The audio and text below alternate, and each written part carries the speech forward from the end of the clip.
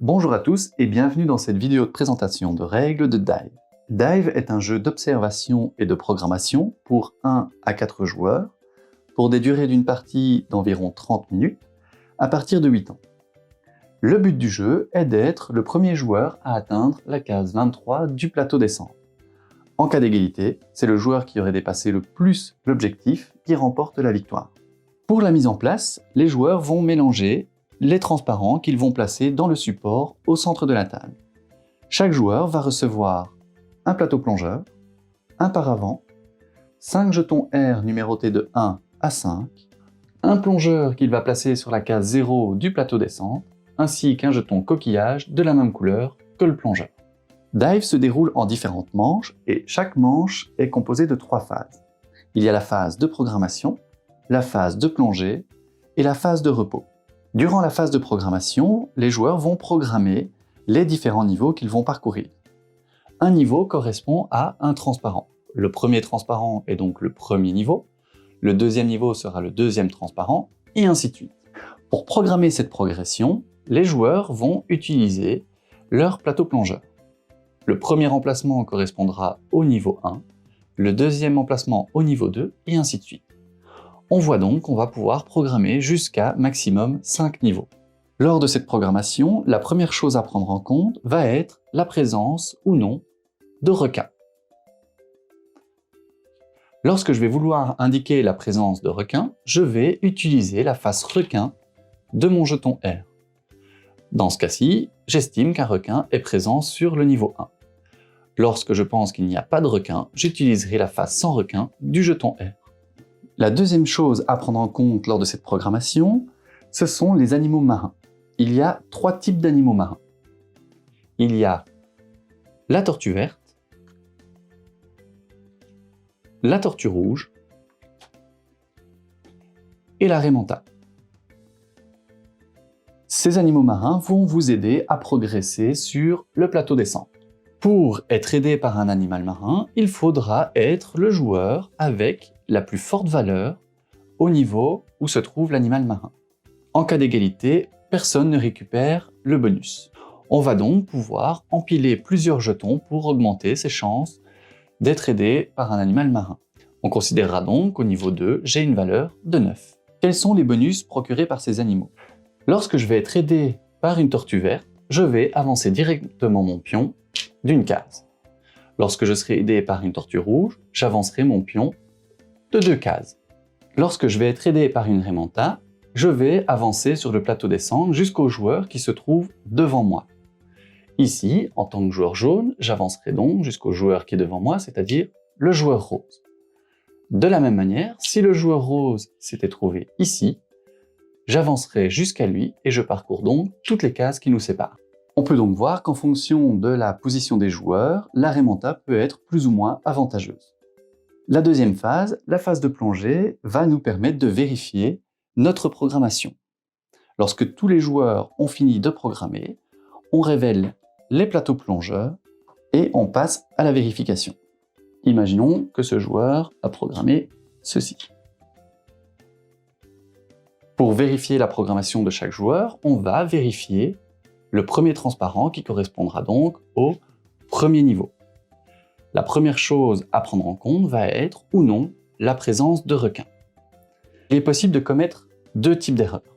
La première va être de programmer un requin alors qu'il n'y en a pas. La deuxième sera à l'inverse, de ne pas programmer de requin alors qu'un requin est présent. Que se passe-t-il en cas d'erreur? Imaginons qu'au niveau 3, il n'y ait pas de requin. Dans ce cas-ci, je perdrai ma programmation pour le niveau concerné, mais également ma programmation pour tous les niveaux suivants. On continuera cependant la vérification pour les joueurs qui seraient allés plus profond. Lorsque la vérification a été faite pour tous les joueurs, on passera à la phase de repos. Durant cette phase, les joueurs vont pouvoir avancer sur le plateau descente. Chaque joueur va avancer d'une case pour chaque niveau où est encore présent au moins un jeton R. Dans ce cas-ci, le joueur jaune avancerait de 5 cases, tandis que le joueur rose avancerait de 2 cases. Peu importe le nombre de pions R programmés sur un niveau. On peut voir que sur le plateau descente, il y a deux zones. La zone d'eau tranquille, en clair, et la zone d'eau profonde, en foncé. Il n'y a pas de règle particulière pour la zone d'eau tranquille. Il y a cependant deux cas spéciaux pour la zone d'eau profonde. Le premier cas concerne les erreurs. On a vu tout à l'heure qu'en cas d'erreur, par exemple ici au niveau 3, je perdais ma programmation pour le niveau, mais également ma programmation pour les niveaux suivants. Si lorsque je commets une erreur, mon pion se trouve en zone d'eau profonde, je vais également perdre ma programmation pour les niveaux précédents. Ce qui veut dire qu'en phase de repos, je n'avancerai d'aucune case. Le deuxième cas particulier concerne la remonta. On a vu tout à l'heure que lorsque je récupère une remonta, j'avance mon pion plongeur jusqu'au pion plongeur devant moi sur le plateau descente. La remonta ne va cependant jamais en zone d'eau profonde. Ce qui veut dire qu'en tant que joueur jaune, si je récupère une remonta, j'avancerai uniquement jusqu'ici. De la même manière, si lorsque je récupère le bonus procuré par une remonta, je suis déjà en zone d'eau profonde, je n'avance d'aucune case. Le seul avantage d'être majoritaire à un niveau où est présent une remonta est d'empêcher un autre joueur de profiter de son bonus.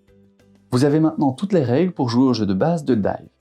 Il est cependant possible de simplifier ces règles pour jouer avec des plus jeunes joueurs. Pour la programmation, les joueurs vont tenir compte uniquement de la présence ou non des requins.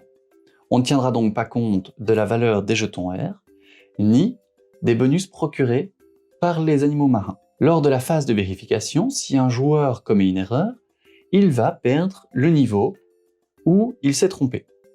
Il va cependant continuer la vérification pour les niveaux suivants. En phase de repos, chaque joueur va donc avancer d'une case pour chaque niveau qu'il a correctement programmé. Comme dans le jeu de base, le premier joueur à atteindre ou dépasser la case 23 remporte la partie. C'est assez difficile de vous montrer ça en vidéo, mais lorsque vous jouez à Dive, vous pouvez éclairer les transparents par au-dessus ou par en dessous pour programmer votre descente.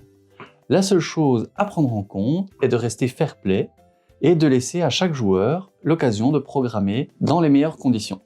Je vais vous présenter maintenant les deux variantes qui sont présentes dans la boîte de Dive. La première, ce sont les compagnons. Ces compagnons ont un pouvoir unique qui va pouvoir être utilisé par les joueurs une fois pendant la partie. En début de partie, chaque joueur va pouvoir se choisir un compagnon qui l'accompagnera. Le premier est le poulpe. Lorsque je décide d'utiliser le poulpe, je vais le placer sur les transparents. Une fois placé, le poulpe ne pourra plus être bougé, même par son propriétaire. Il faudra donc faire la phase de programmation avec cette contrainte. En début de phase de plongée, le poulpe est défaussé et on passe à la vérification. Nous avons la tortue verte géante. La tortue, lorsque je l'active en phase de programmation, va me permettre, lors de la phase de plongée, d'avancer d'une case supplémentaire chaque fois que j'obtiens le bonus d'une tortue verte. J'avancerai donc de 2 cases par tortue verte récupérée durant la manche. Il y a ensuite les poissons clowns. Les poissons clowns sont placés sous un jeton R et ajoutent 3 à la valeur programmée à ce niveau. Ça permet donc d'augmenter ses chances pour la récupération d'un animal marin. Les poissons clowns sont défaussés en fin de phase. Nous avons le dauphin avec le bébé dauphin. Je place le dauphin devant mon paravent, en phase de programmation, et je donne le bébé dauphin à un autre joueur. En phase de repos, si ce joueur n'a pas commis d'erreur, je vais progresser directement d'une case supplémentaire sur le plateau descente. Il n'y a aucune contrepartie pour le joueur qui a reçu le bébé dauphin. Vient ensuite l'orque. L'orque va permettre de mettre un peu de pression aux autres joueurs. En phase de programmation, lorsque je vais utiliser l'orque, je vais faire un décompte de 10 secondes. 10, 9, 8.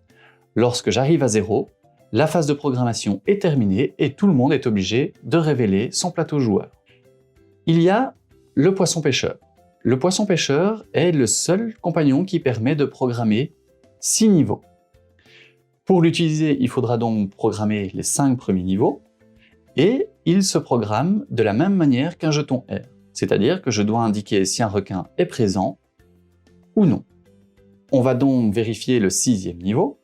Si à ce niveau est présent un animal marin, étant le seul joueur à me rendre aussi profond, je pourrai récupérer automatiquement le bonus de l'animal marin.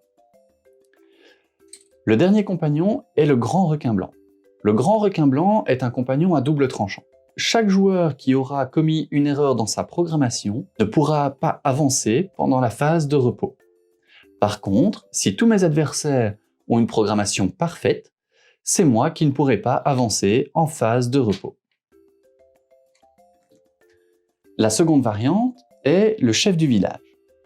Le chef du village est une variante qui permet de jouer en solo ou d'ajouter un joueur fictif à la partie. Pour la mise en place, on va ajouter le chef du village sur la case 0, les cartes chef du village et les 2 jetons bulles d'air. La phase de programmation se fait comme dans le jeu de base. En début de phase de plongée, on va révéler la première carte du paquet chef du village. Cette carte va nous donner la programmation du chef du village. On considérera toujours que le chef du village a une programmation parfaite. C'est pour ça que sur les cartes, il n'est pas indiqué si un requin est présent ou non. Le chef du village programmera toujours les 4 premiers niveaux et toujours avec des valeurs 2, 3, 4 et 6. En phase de plongée, lorsqu'un animal marin va être présent à un niveau, les joueurs vont comparer entre eux leurs valeurs programmées pour savoir qui bénéficie du bonus, mais ils vont comparer également avec la valeur programmée par le chef du village.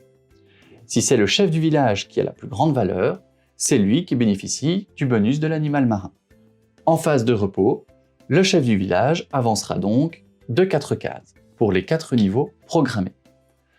On peut voir que sur les cartes chef du village, un chiffre ou 2 chiffres peuvent être inscrits en jaune. Ces chiffres sont à prendre en compte à partir du moment où le plongeur chef du village passe en zone d'eau profonde. À partir du moment où le plongeur est en zone d'eau profonde, on masquera tous les niveaux programmés en jaune. Ceci correspond à la prise de risque très légère que le chef du village va faire. Il avancera donc de 3 ou 2 cases en phase de repos. Bien sûr, si le chef du village atteint en premier la case 23 ou la dépasse, c'est lui qui remporte la partie. Vous avez maintenant toutes les règles pour jouer à Dive. Je vous souhaite de bonnes parties et à bientôt.